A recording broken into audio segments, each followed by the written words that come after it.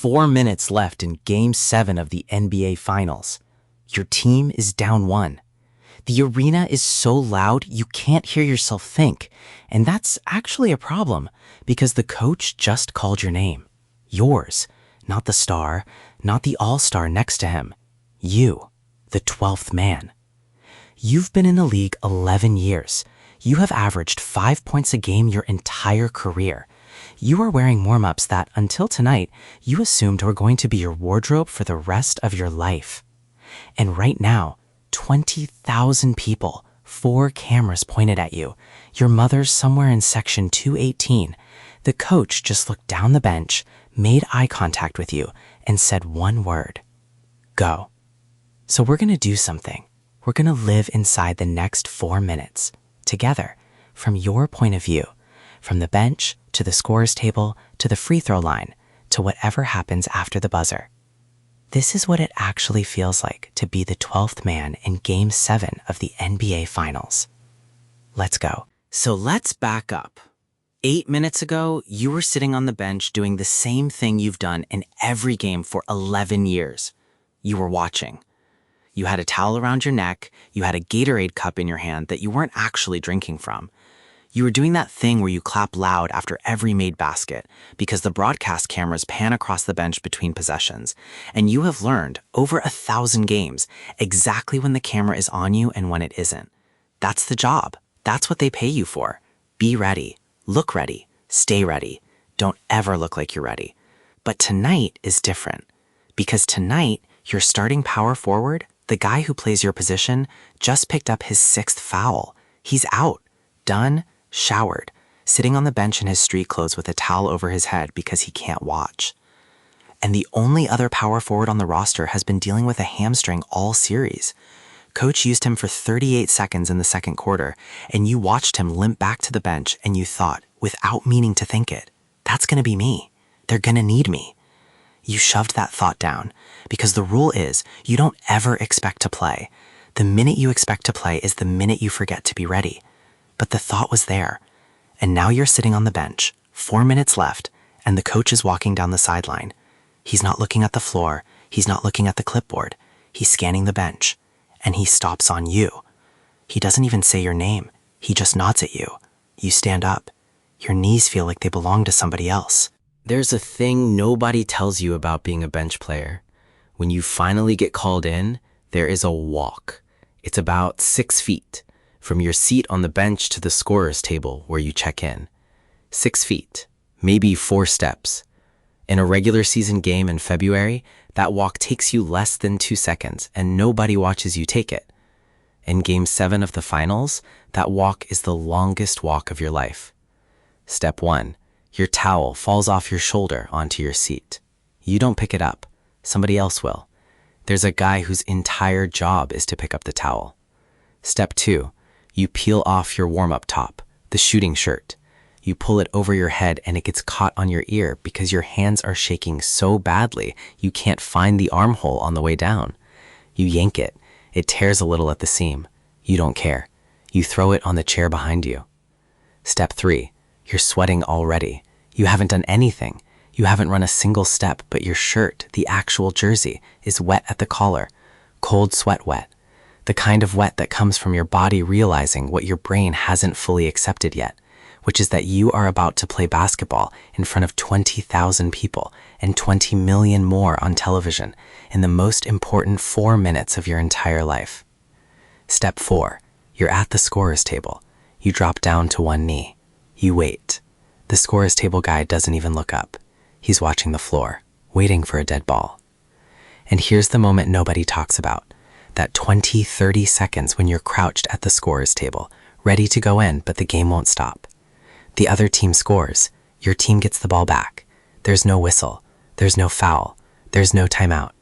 So you just kneel there, and you breathe, and you listen to 20,000 people who haven't noticed you yet, and you have one job in this exact moment, which is to not throw up. So we gotta talk about the crowd. Because this is the part of being in a finals Game 7 that nobody who hasn't lived it can really explain to you.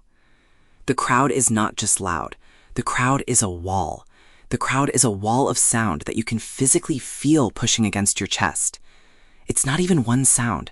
It's 20,000 different sounds layered on top of each other until they become one tone. There's a guy 4 rows behind the bench who has been yelling at the referees since tip-off. You can hear his voice specifically. Not the words, just the voice. Raspy, older, like he's been doing this for 40 years. There's a woman in the lower bowl, courtside section, who screams every time the ball goes near the rim. Just a high, sharp scream. You hear it. You don't see her. You just hear that one specific scream. And then there's your mother. You don't know exactly where she's sitting. You got her 2 tickets, section 218, somewhere up there. You looked up there during warm-ups 4 hours ago, but you couldn't find her. The lights are too bright. The section is too far. But she's there. She's been there for every game you've ever played. Junior college, the G League, the Summer League game in Las Vegas where you tore your ACL and she drove 16 hours to be in the hospital when you woke up. And as you kneel at the scorer's table, and your knees are starting to hurt because you've been down on the floor too long now, you think about the fact that somewhere in this building, she is watching you check in to play in Game 7 of the NBA Finals. And you can't see her, but she can see you. And for some reason, that is the thing that finally calms you down. Because for 11 years, you have been the guy in the photo who is standing behind the star, smiling. The guy in the team photo on the 3rd row. The guy your high school coach still gets text messages about that say, "Wait, isn't that your old player?" And she has been there for every single one of those moments. She has framed them all. There is an entire wall in her hallway, game day photos with you in the background. This one is going to be the picture in the middle, whatever happens in the next 4 minutes.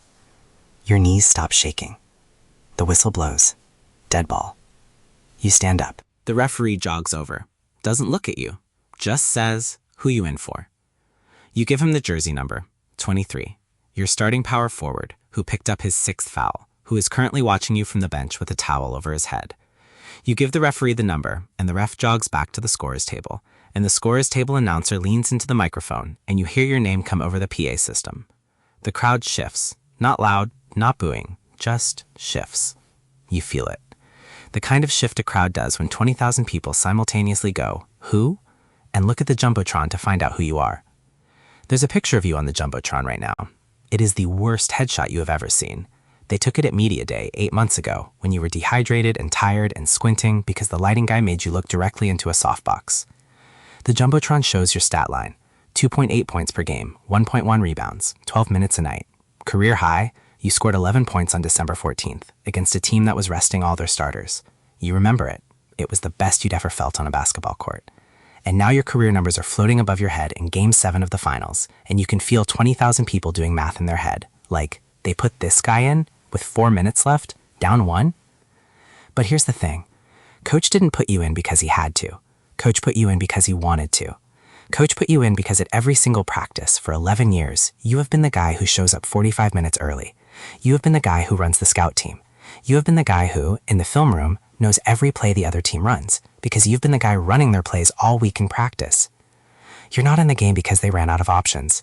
You're in the game because the other team's best player runs a specific action that you have been guarding for 6 straight days in practice. And coach knows you know it. And the coach knows you know it. You walk onto the floor. The wood feels different than the bench floor, colder, polished. Your sneakers squeak immediately, even though you barely moved. The other 9 guys on the floor look at you for 1 second, just one. Then they look away. You are in the game. So here's what every bench player will tell you. The first thing you want is contact. Not a shot, not a touch on offense, just contact. Get fouled, set a screen and feel another body hit yours. Box out and feel an elbow in your back. Whatever it is, you need to feel something physical happen to you, because until you do, your body doesn't believe you're really in the game.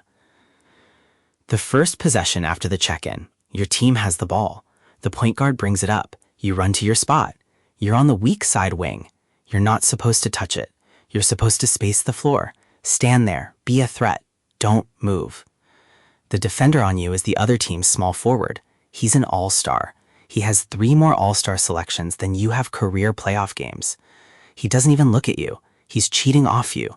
He's sagging 6 feet into the paint because, let's be real, he doesn't think you're going to shoot. He doesn't think you can shoot. And here's the thing. You can shoot.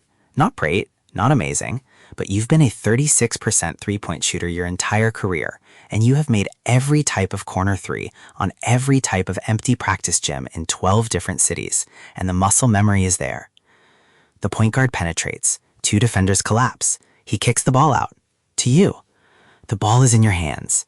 The entire arena, 20,000 people who, 10 seconds ago, didn't know who you were, is now holding its breath because they all see it. The shot is open. You are open. There is nobody within 6 feet of you. The closest defender is still recovering, but he's too far. He's not going to get there. You have 1 second to make a decision. And here's the moment. Here's the thing that all of basketball comes down to in this 1 second. Some guys, in this moment, hesitate. They pump fake. They pass it back. They give it up. Because the math in their head says, I'm a 12th man. I shouldn't be the one taking this shot. The star should be taking this shot. I'm going to get yelled at if I miss this. And then there's the other type of guy. The guy who in this exact moment doesn't think at all. You don't think. You shoot. The ball leaves your hand. Your form is perfect. Your elbow is in. Your follow-through is clean. The release is the same release you have practiced 10,000 times in the empty gym at 6 a.m. with your shooting coach in the 11th year of your career. The ball is in the air. The crowd is making a sound that I cannot describe to you. It's a kind of waiting sound. It's the sound a crowd makes when they don't know if they should be cheering or groaning yet. The ball hits the back of the rim. It bounces straight up. It comes back down. It goes in. You hit a corner three in Game 7 of the NBA Finals. Your team is now up 2. The arena explodes. Not the home arena, the other team's arena. Half the building is silent. The other half, the small section, your fans who flew in, they are losing their minds. Your starting point guard, the all-star, the franchise guy, he sprints 50 feet down the court and chest bumps you so hard you almost fall over. And the only thing you can think is, I gotta get back on defense. The other team brings the ball up. 3:46 on the clock. Your team is up 2. They run their offense. The offense is a specific set, a stagger screen for their best scorer, who comes off the screen looking for a mid-range pull-up jumper. He is the best mid-range scorer of his generation. He has made this shot 8 times in a row in this game already. He has made this shot 1,000 times this season. He has made this shot in every finals he has been in. And you have been guarding this exact action in practice for 6 days. Coach scouted it. Coach made you guard it. Coach made you watch the film. Coach made you run it backwards in slow motion. Coach made you draw it on a whiteboard. Coach said, when you guard this action, you do not switch. You do not help. You stay attached to the screener. The screener is the second best scorer on their team, and if you switch off him, he gets a layup. So you fight through. You go over the screen. You meet the shooter on the other side. You contest, hand high. You don't foul, you contest. The play starts. The screener sets. He's huge. 6'11", 250. He's an all-star too. He plants his feet right at the elbow. The scorer comes off the screen. You see it before it happens. You read it. 6 days of practice and you read it like it's happening in slow motion. You don't switch. You fight through the screen. You take a forearm to the chest. It knocks the wind out of you for a half second. You don't stop. You come around the screen. The scorer is rising up for the mid-range jumper, the shot he has made 1,000 times. You jump. You are not as athletic as him. You have never been as athletic as him. But the difference between getting to him in time and not getting to him in time is 6 inches. And 6 inches is the difference between a contest and a clean look.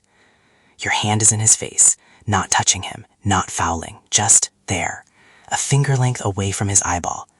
He releases. The shot is short, half an inch short. It hits the front of the rim and bounces away. Your power forward grabs the rebound, he outlets it to your point guard. Your team has the ball. You contested the shot of your life. The home arena is silent. You jog back up to court, and your point guard, the guy who chest bumped you a minute ago, runs up beside you and just says, again. That's it. Just again. You nod. 1 minute and 50 seconds left. Your team has been holding on to the lead, trading possessions. 2 points, 2 points, 2 points. Your point guard drives. He kicks it to the wing. The wing kicks it to you in the corner. You catch it. You shot fake. The closeout is hard. Your defender, the all-star, this time he flies at you because now he has to respect the shot because you made one. You drive baseline. You're not a slasher. You don't get to the rim. You don't even try to dunk. You just put it on the floor, take 2 dribbles, and as you're going up, somebody clobbers you. Whistle. You are at the free throw line. Time on the clock, 1 minute, 38 seconds. Your team is up 1. You are shooting 2 free throws. So here's the thing about free throws in Game 7 of the finals. A free throw is 15 feet from the rim. The rim is 18 inches across. The ball is 9 inches across. The shot is physically the easiest shot in basketball. You don't move, the ball doesn't move, the rim doesn't move. There is no defender. There is no clock. You have 10 seconds. The shot you have made 10,000 times in your life. In every empty gym, in every closed gym, in every gym with the lights off, in your driveway, your high school gym, your college gym, your G League gym, every NBA gym you have ever played in. You have made tens of thousands of these in front of 0 people. And right now, you have to make 2 in front of 20,000 and 40 million on television and your mother. You take the ball from the ref. 3 dribbles. That's your routine. You have done 3 dribbles before every free throw since you were 9 years old. Bounce, bounce, bounce. You spin the ball in your hand, feel the grip. You take a breath. You shoot. Soft touch, off the back rim, in. You exhale. The ref tosses you the ball again. 3 dribbles, spin, breath. You shoot. Same form, same arc, in. Your team is up 3. The home crowd is dead silent. You walk back up the floor and the camera, you can see it, a Steadicam guy is running backwards in front of you. The camera is on your face. For the first time in your entire career, the camera is on your face. And you don't smile, you don't celebrate, you don't even look at it. You're already thinking about the next possession because there's still 1 minute 30 left. So we have to pause the game for a second.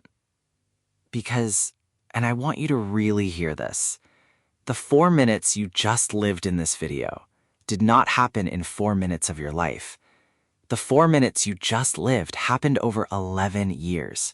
There was the empty gym in college where the strength coach made you run wind sprints until you threw up in a trash can and you went back out and finished the workout. There was the G League apartment, the one with the broken air conditioning, where you slept on a mattress on the floor for 8 months because you didn't want to sign a lease in case you got cut. There was the morning your agent called you to tell you that you'd been waived for the 3rd time, and you sat in your car in a parking lot of an LA Fitness for 35 minutes, and then you went inside and you got a workout in, because that's the only thing you know how to do. There was the season where your contract was non-guaranteed and they only kept you because the guy ahead of you sprained an ankle in November. There was the playoff series 3 years ago where you played 0 minutes in any game in the entire series, and you came home and your mother said, "I'm so proud of you." And you didn't know what to say because you didn't do anything.